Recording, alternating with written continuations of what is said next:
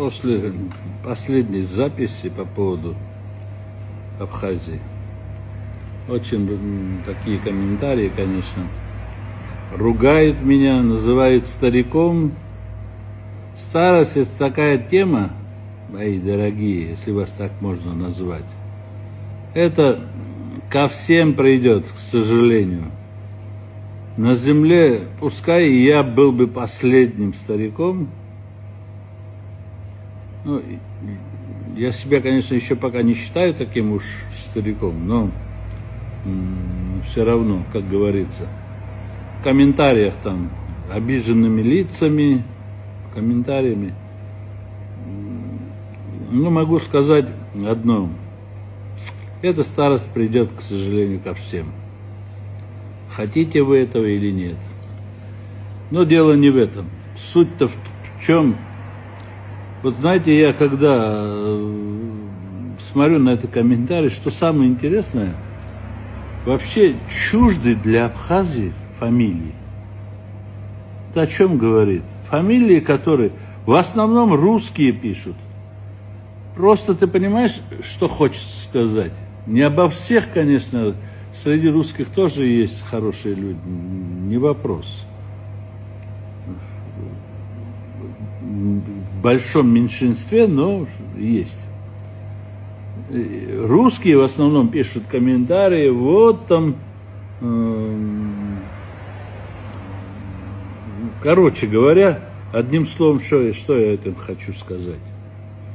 Вы, мои дорогие, вы туда пришельцы, в основном, кто пишет эти комментарии. Хотите вы этого или нет, обязательно, коренное население Абхазии вернется к себе. Вся Грузия — это моя родина, но я вообще житель Абхазии. Я родился там, вырос там. Мое там 850-летие поколения там все жили. В этом регионе Грузии. А то, что вы там злитесь с сарказмом, потом вот, проехали тохать, не тохать, ну, это уже такая тема, понимаешь, с дури можно и хрен сломать, как говорится. С нормальными абхазами мы всегда жили нормально и будем жить. А вот с этими пришельцами, с ними мы не уживемся, потому что чужое, блядь, присваивать никому не дано. Вы знаете, перед Богом могу сказать, вот Бог меня слышит, и если я в чем-то вру, вот пускай Бог решает, и Он меня наказывает. Я ничего никогда не вру. Почему? Потому что реальность такова, что вы присвоили чужое, а чужое надо возвращать. Грузины тем всегда были, ингуши вам могут подсказать. Ингуши народ гордый, справедливый.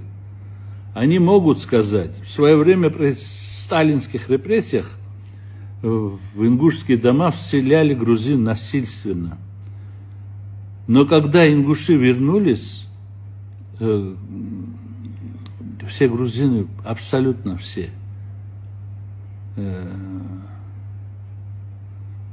грузины уступили дома, сохранены, даже многие скот оставили. Вот так поступают настоящие люди. Грузины всегда так поступали. У грузин тоже есть очень много плохих качеств, но в порядочности, в гордости основная масса грузин, они всегда были на стороне справедливости. Даже в то время вспомнить, я помню, у нас в семье нас было 4. 4 было, вот когда мы жили в Абхазии еще. 3 брата и сестра. И 4 свадьбы мы играли. У нас по соседству 90% грузинского населения было. Вот по соседству, где мы жили, в 9-м районе, кто меня знает, они могут подтвердить. И основное там 2 или 3% были абхазы. И знаете, вот такой факт, вроде мелочь, но это точно так же было. Мой отец назначал тамадой абхаза.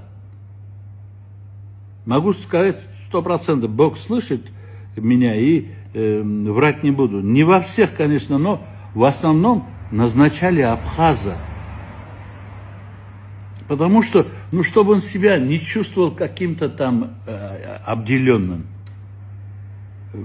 Вот эти тонкости, кто понимает, сейчас молодежи это тяжело объяснить, что это значит. Но у нас, моего поколения всегда были, мои друзья среди абхазов, они могут подтвердить. Мое поколение, они люди порядочные были. Это сейчас молодежь, они ничего не понимает. Хотя это не обо всех говорится, но что и как было. Но мы так жили, понимаете? И только потому, что чтобы абхазы, у нас было теплое отношение к ним. Они, оказывается, потом получается, что вот даже тот сосед, который, он, кстати, недавно умер. Бог, понимаете, умирать это нельзя вот им кичиться. Умирать они все умирают. И абхазы, и грузины, и русские также все умирают. Так Богом создано все это. Но что я хочу этим сказать? А он, оказывается, за нашей спиной, потом, как выяснилось, они там деньги на оружие собирали. Грузины абхазов приглашали в ресторан за свой счет. С ними кутили днем и ночью, они братались, обнимались, целовались. А это же абхазы, не все, конечно, но они, оказывается, деньги откладывали на оружие. Нет бы пришли бы по-братски, сказали бы, Джустан, к примеру говорю, там, блядь, вы неправильно себя ведете, вот мы там, 3-10, мне тут говорят, что бежали, говорит. Конечно, бежали, потому что русских, мы от абхазов-то не бежали, и бежать-то не от кого было. Бежали от российских войск, регулярных. Они их обозвали ополченцами, так называемую. Но это же пропаганда, это все знают об этом. Это только больные с воображением не понимают, о чем идет речь. Но мы бежали, потому что жить хочется. Родную территорию, мне тут в комментариях пишут, оставили. Родную. Понимаете, жизнь, она и так очень коротка. И поэтому, понимаете, о справедливости, кто бы говорил, чья корова мычала, как говорится, но вот так было, понимаете? Были среди абхазов, которые абсолютно, их действия были не такими, абсолютно другими. И сейчас многие на этой стороне живут, есть и там живут, но они ничего поделать не могут. Грузины никогда не были фальшивыми, это я могу сказать, 100%. Мы никогда не фальшивили, мы в отношениях не фальшивили. Я знаю, семьи, которые вот так переплетены.